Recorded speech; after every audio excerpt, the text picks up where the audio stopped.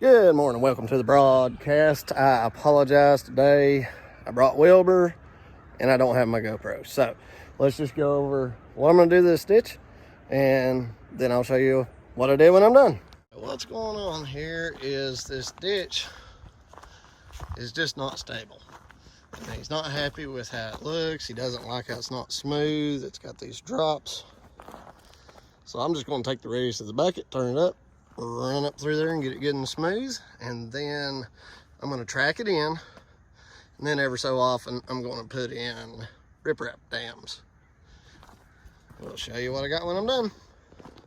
Now for my how-to video junkies, I started at the top and I had the excavator pointing uphill, but I swung the boom around to the right. That way I could dig in and roll material out lightly with the blade, or I'm sorry, the boom, rolling it out, and then I went back with the blade and just barely caught that high lip to let material roll off smooth.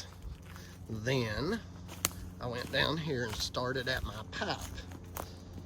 And I started by dropping my track into the trench, and that puts my excavator on an angle, which also puts the bucket on an angle.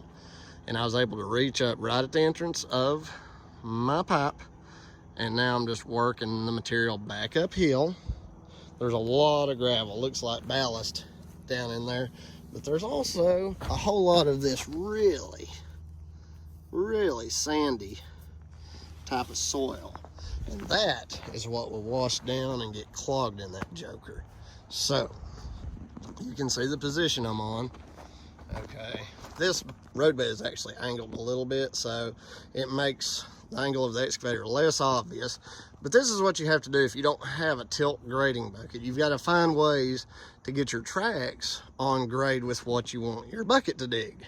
And then you just reach out and you're just lightly raking. It's almost like I'm making circles with the bucket teeth. I'm raking and lifting up, raking, lifting up, raking, lifting up.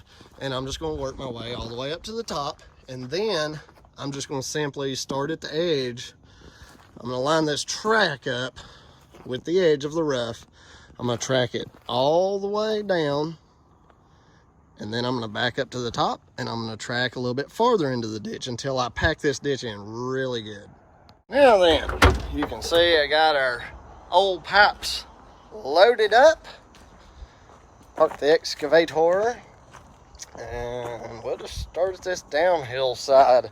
I don't like having the ground any higher than the bottom of my pipe, because that'll encourage it to start backing up in the pipe.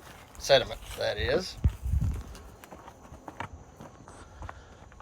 Line this little teeny tiny little head wall of a culvert. Any sediment from there to there will get hung up in here.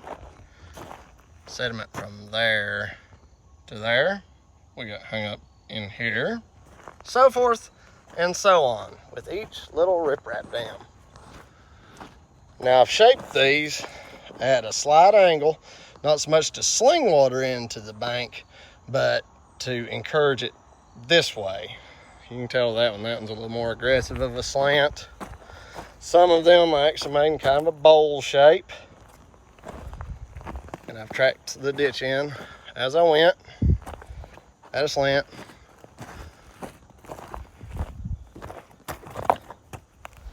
That riprap always locks together really good. And I went all the way up to our tree where our erosion problem was starting. So, there you go. And I did go ahead and just drag the driveway with my blade a little bit from the little bit of scuffing and twists and turns of the excavator. Turned out really nice.